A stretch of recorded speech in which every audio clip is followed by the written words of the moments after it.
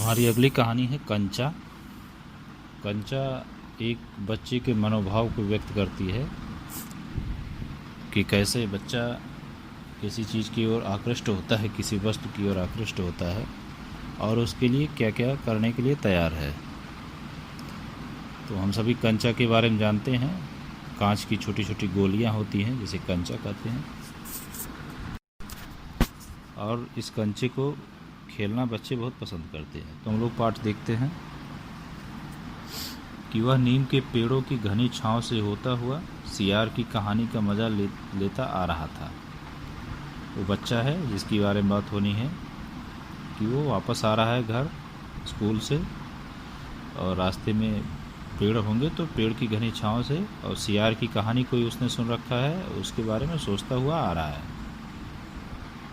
हिलते डुलते उसका बस्ता दोनों तरफ झूमता खनकता था। तो पीछे अगर बैग लटकाए हुए है बस्ता, तो वो चलने के साथ साथ हिल रहा होगा दाएं बाएं, इसलिए उसमें रखी हुई चीज़ें बज रही होंगी। स्लेट कभी छोटी शीशी से टकराती तो कभी पेंसिल से, इसलिए वो खनकने की आवाज़ आ रही है। स्लेट शीशी रखा है उसने जिसमें स्याही रखा होगा, पेंसिल रखा होगा। ये सब उस बस्ते के अंदर टकरा रहे थे, मगर वह न कुछ सुन रहा था न कुछ देख रहा था। वो अपने ध्यान में मग्न है, कहाँ से आवाज़ आ रही है उसको नहीं पता। उसका पूरा ध्यान कहानी पर केंद्रित था। कैसी मज़ेदार कहानी, कौवे और सियार की। तो कौवे और सियार की कहानी के बारे में वो सोचता हुआ आ रहा था, उसी का आनंद ले रहा था। तो उसके बैग में क्या बज रहा है उसकी तरफ उसका ध्यान नहीं है। कौवे और सियार की कहानी हम जानते हैं कि कौवा रोटी लेकर के बैठा था, सियार उसे खाना चाहता था। तो उपाय उसने एक निकाला और कौवे की तारीफ़ की, तुम बड़ा अच्छा गाते हो। वो गाने लगा तो उसके मुंह से रोटी गिर गई। शायद यही कहानी होगी। नीचे लिखा भी इसके बारे में, सियार कौवे से बोला, प्यारे कौवे गाना गाओ, मैं तुम्हारा गाना सुनने के लिए तरस रहा हूँ। कौवे ने गाने के लिए मुंह खोला तो रोटी का टुकड़ा ज़मीन पर गिर पड़ा। सियार उसे उठाकर ले 9 2 11 हो गया। 9 2 11 होना मुहावरा है, यानी भाग जाना। वह जोर से हंसा, बुद्धू कौवा यानी मूर्ख कौवा। कौन जोर से हंसा? बच्चा, कहानी को याद करते हुए। तो कहानी वही है कि जो हम अभी बता रहे थे, कौवा रोटी लेकर बैठा था जिसे सियार ने अपनी चालाकी से प्राप्त कर लिया। तो ये सब कहानी सोचता हुआ बच्चा जा रहा है। वह चलते चलते दुकान के सामने पहुंचा। कोई दुकान रास्ते में होगी। वहां अलमारी में कांच के बड़े बड़े जार कतार में रखे थे। शीशे के डब्बे को जार कहते हैं। उसमें जो भी वस्तु रखी जाती है वो बाहर से दिख जाती है, क्योंकि वो ट्रांसपेरेंट होता है, पारदर्शी होता है। तो कई कांच के कई जार दुकान पे रखे होंगे कतार से, एक अगल बगल कई। उनमें चॉकलेट, पिपरमेंट और बिस्कुट थे। किसी अलग अलग जार में अलग अलग सामान थे। उसकी नज़र उनमें से किसी पर नहीं पड़ी। क्यों देखे? उसके पिताजी ये सारी चीज़ें उसे बराबर ला देते हैं। यानी चॉकलेट, पिपरमेंट, बिस्कुट जो भी है वो वस्तुएं उसे उसके पिताजी से मिल जाया करती थी, इसलिए इन चीज़ों पर उसका ध्यान नहीं गया। फिर भी एक नए जार ने उसका ध्यान आकृष्ट किया। वह कंधे से लटकते बस्ते का फीता एक तरफ हटाकर उस जार के सामने खड़ा टुकर टुकर ताकता रहा, यानी उसकी ओर एकटक देखता रहा। तो खाने पीने की चीज़ों वाला जार उसे नहीं आकृष्ट किया, कोई दूसरा जार है। उससे पहले उसने वह चीज़ यहाँ नहीं देखी थी, यानी उस दुकान पर पहले वो जार नहीं था। क्या था जार में? पूरे जार में कंचे हैं। कंचों से भरा हुआ जार, हरी लकीर वाले बढ़िया सफ़ेद गोल कंचे। ये कंचे की विशेषता है। हरी लकीर वाला है, बढ़िया है, सफ़ेद है, गोल है, बड़े आंवले जैसे। कितने खूबसूरत हैं। अब तक ये कहाँ थे? शायद दुकान के अंदर। अब दुकानदार ने दिखाने के लिए बाहर रखा होगा। ये वो सोच रहा है कि बड़े आंवले जैसे, साइज भी बता दिया, सूरत खूबसूरत है। फिर सोच रहा आज तक तो नहीं दिखा, फिर उसने खुद ही बताया कि शायद अंदर रखा रहा होगा। उसके देखते देखते जार बड़ा होने लगा। अब यहाँ से आप देखेंगे कि कैसे वो कल्पना में खो रहा है बच्चा क्योंकि कंचे उसे बहुत पसंद आ रहे हैं और वो उस कंचे को लेकर कल्पना करना शुरू कर दिया और खो गया उसमें। वही उसके देखते देखते जार बड़ा होने लगा, वास्तव में नहीं बड़ा होने लगा बल्कि वो उसमें खो रहा है। वह आसमान सा बड़ा हो गया तो वह भी उसके भीतर आ गया, यानी अपने आप को जार के अंदर पाया, ऐसा वो महसूस कर रहा है। वहाँ और कोई लड़का तो नहीं था, फिर भी उसे वही पसंद था।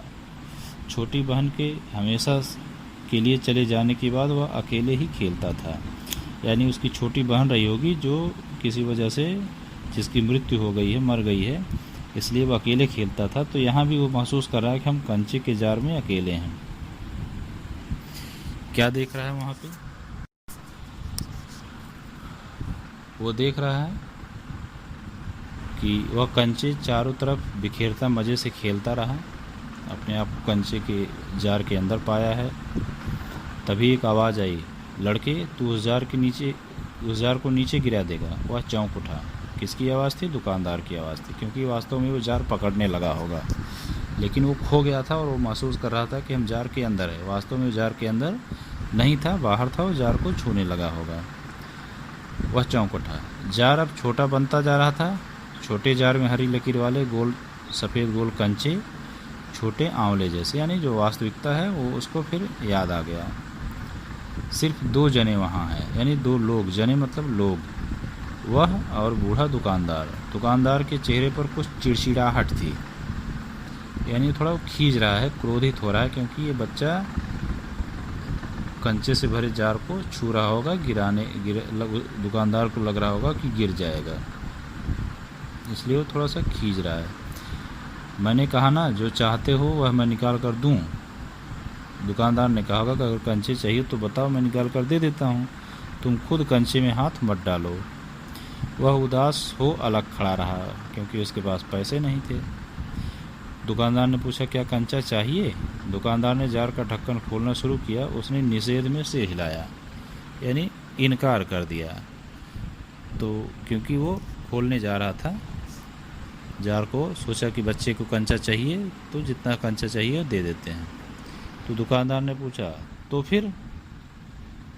सवाल खूब रहा, क्या उसे कंचा चाहिए? क्या चाहिए उसे खुद मालूम नहीं। जो भी हो, उसने कंचे को छूकर देखा। जार को छूने पर कंचे का स्पर्श करने का एहसास हुआ। अगर वह चाहता तो कंचा ले सकता था, लिया होता तो। स्कूल की घंटी सुनकर वह बस्ता थामे हुए दौड़ पड़ा। पास ही स्कूल होगा, इसलिए वहाँ से घंटी बजी स्कूल की, तो स्कूल की ओर दौड़ पड़ा।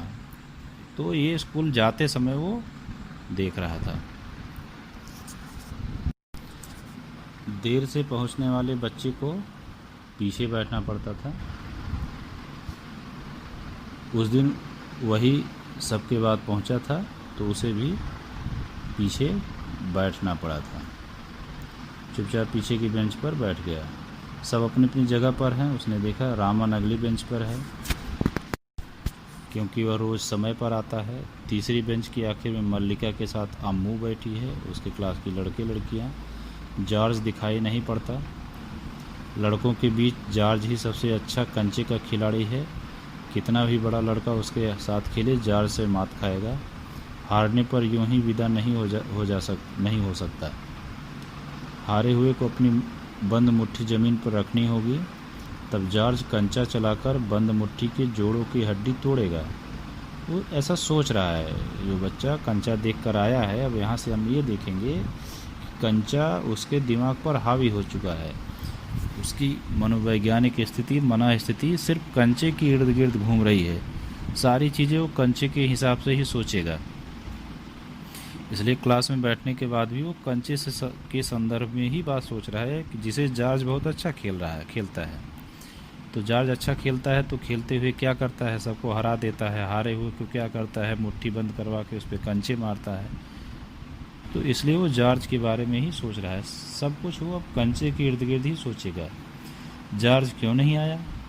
अरे हाँ, जॉर्ज को बुखार है ना। उसे रामन ने सूचना दी थी। उसने मल्लिका को सब बताया था। जॉर्ज का घर रामन के घर के रास्ते में पड़ता है। अप्पू कक्षा की तरफ ध्यान नहीं दे रहा है, क्योंकि उसका ध्यान कहाँ पर है? कंचे की तरफ है। तो ये तीसरा पेज समाप्त होता है, बाकी बाद में।